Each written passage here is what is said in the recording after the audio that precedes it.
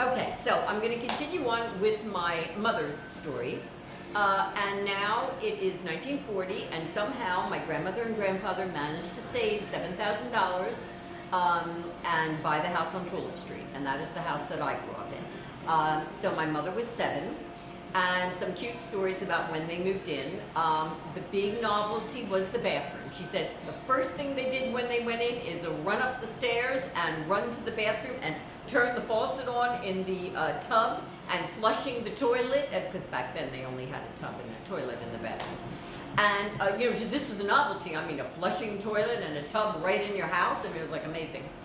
And then another cute story is that they had that in the spring, and I don't know what time of the year they moved in, but in the spring, the garden was beautiful with tons of flowers, and my grandfather started pulling all the flowers out, and the girls are crying, and they're like, "No, Poppy, no, you're killing the flowers. What are you doing?" And he's like, "Can't eat flowers," so, being Italian. But he did keep some rose bushes, and he kept, obviously, the peach tree. And he planted what Italians plant. I mean, tomatoes and squash and zucchini and eggplant and onions and garlic and oregano, basil. I mean, they planted lettuce. I remember growing up. It was in the summertime. You went out and you picked everything from the garden to make your salad. Fresh vegetables and string beans and all of that stuff. But anyway. Even potatoes, I remember. I'm thinking back all the things. But anyway, he planted. He had his garden. And it was also, they had a chance to spread out, and they had heat. They finally had heat. So imagine that, the first winter, having heat, not having to heat those bricks anymore. But I remember that was my house.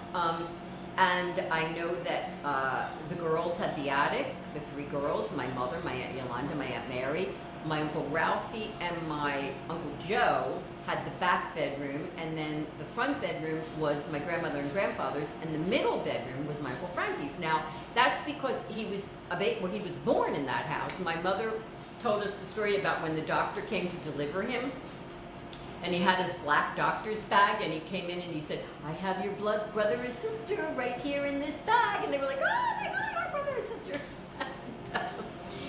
So he went in that room because it was adjoining, and the door opened between the rooms, I guess, so my grandmother could nurse at night and stuff. And so anyway, that was basically that. That became my room eventually, but we'll talk about that later. So now, that was the whole novelty of the house and everything. And my mother had her 2 best friends were my Aunt Ida Peterman, and my Aunt Jerry D'Angelo, and I'm saying their married names.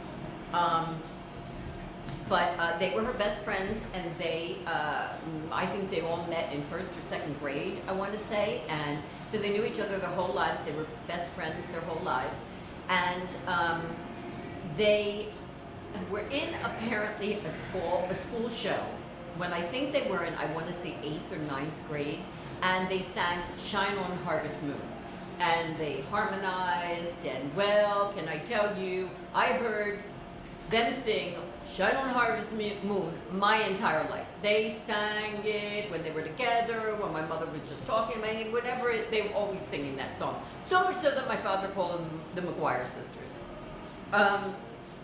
But it was, wonderful, to have friends like that, lifelong friends your entire life. At 16, my mother said, it was time they had to quit school. All of the kids quit school at 16. That's what you did. You had to contribute to the household. And so she said she was sad to quit school because she was good in school. She did well, and she enjoyed it. But she quit, and I know that she went to work for a shoemaker, shoe repair. And the only one who was allowed to actually finish high school was my Uncle Frankie, because he was like the baby of the family. And he was actually 15 when I was born. So, it was the 50s. So their whole situation had changed.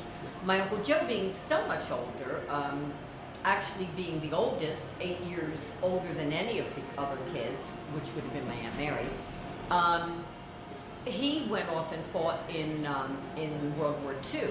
And I know that during that whole time, my being Italian, my father had a photo of Mussolini, and I don't know who came in, but the police or whatever came in and they said, "You, that picture, down, out." And so came down the picture of Mussolini. But I don't know exactly where my Uncle Joe fought, like where he was. I know at some point he was in Europe. And I know that he always said that the most beautiful place he ever was the South Pacific, and he would have loved to have gone back one day, but as it turns out, he never did go back to the South Pacific or Europe or anywhere that I remember but Florida. And so basically, now I'm going to stop with my mother's story and my mother's side of the story. I mean, I could go on with stories forever, but I'll stop here. And tomorrow, the next, whenever I tape again, which will be soon, and it could be tomorrow, I will talk about my father's side. And a little bit about my father's childhood, and most important, my father's Navy days, because my father loved being in the Navy. He always said, best 5 years of my life. So we have a lot of really nice stories about that. Okay, so be well, and remember, where there is breath, there's hope. Until next time.